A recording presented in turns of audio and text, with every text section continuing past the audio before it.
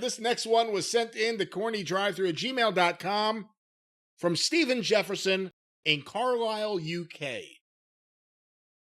Listening to you talking and ranting about wrestling has made the last few months of lockdown a lot more entertaining. Thank you. Although I have to make sure my 4-year-old doesn't run in and learn some new words. Uh-oh. Anyway, my question... Wait till he's at least 6. Before Drew McIntyre finally reached a milestone at this year's WrestleMania, the closest we got to the first British wrestler to be WWE champion was the British Bulldog. I know there were about 3 periods when he was challenging for the title, most of which were when you were his manager. Do you know why Vince McMahon never put the belt on the Bulldog? Was it the wrong time? A certain clique influence? Or Vince didn't see him as a world champion? And had the Bulldog won the belt, what kind of champion do you think he could have been? When he was closest to winning it in his various WWF runs would have been the, 92-ish, 3-ish. I'm bad on WWF chronology when I wasn't there, but... For the record, 92, SummerSlam 92, he had the match with Brett at Wembley Stadium, which at that point in time was the biggest crowd in the history of the WWF, notwithstanding the fake number for WrestleMania 3. Right. But then he was gone by November.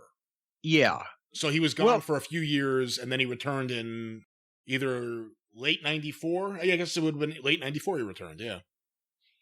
Well, the thing is, at that point, I believe the early 90s, and that match with Brett was so hot. And you know, if they'd have pulled the trigger there, they could have capitalized on it. I think he would have drawn, at least in short term, because he was obviously popular, and especially in England. But the problem was with Davey was always behind the scenes, because like you said, he was gone just a couple months later. And that's when he, I think he took a run with WCW, because he was the first, wasn't he the first one really to leave a WWF spot and go to WCW since Hurd had fucked Tully and Arn back in 89? It's hard to say because of the way you just... I mean, Jake showed up, but he didn't come right off WWF TV. He came right out of fucking wherever he'd been, not rehab, or it would have worked maybe. Yeah, no one really came right off WWE TV, but the big ones would have been Jesse Ventura, Rick Rude, Jake, although that only lasted a few months and then he flamed out. And then Davey Boy showed up in early 93. Yeah, you know, I think Davey, he had, by the time that I was managing him, when he came back and we had that run in 95, I loved Davey. He was a great guy. And when he was motivated and when he had somebody that he could work with, he could have a great match. If you put him in with Mabel, you know, or some of the WWF gimmicks or talent at that time, it could be brutal, because not only was he not motivated, but there was really not any way to have a fucking match with some of those guys. But when he got in the ring, like then that match with Nash that we've talked about so many times, when he challenged Nash for the title, and I got the biggest pop of the fucking match when I dropped an elbow on Nash's leg out on the floor. That match was so fucking rotten. I went to Vince afterwards and apologized for being a part of it. He's like, "What, pal?" I said, "No, I've never been involved in a world championship match that was that bad, and I just wanted to register that I apologize to you." But anyway, but what was he going to do with fucking Nash? Because Nash couldn't do any of Davey's shit, really. Nash couldn't hardly do anybody's shit.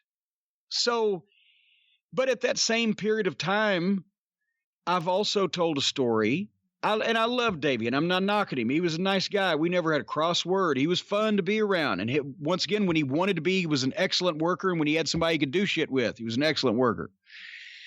But me and Candido and Tammy, I think it was somewhere in Canada, I rode with them. They had a rental car, and I rode with them to the next town after a TV taping.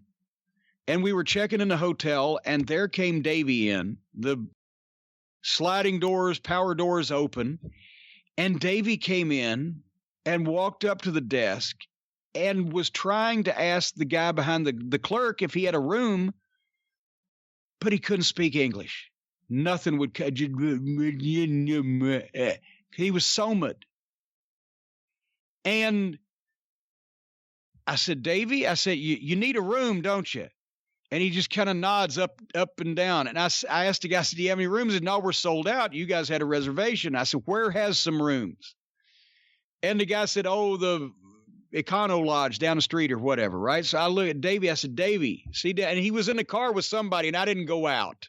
He wasn't driving, is all I knew. Somebody was driving. But I said, Davey, see the Econo Lodge. I'm pointing at it through the window. There, they've got room. And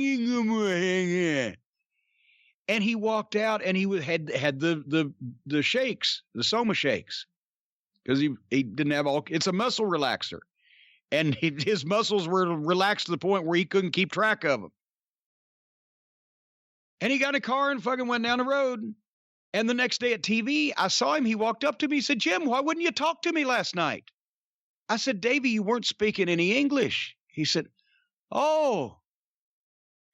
So he was a great talent. And he was part of the extended family there, et cetera, et cetera. But would you want him to be? They already had an issue with some of their champions of that era. I don't know that Vince could ever really trust him. And he never, after the initial Bulldogs tag team run in the 80s, the Bulldog Davey as a single, he'd have a run on top, something had happened, he'd leave. He'd have a run on top, something had happened, he'd leave. And it just 2 or 3 times, and there was never any time where he was there, solid, established, and they thought about putting the belt on him. Then it might have happened, it might not have, but it wasn't going to the way things were going.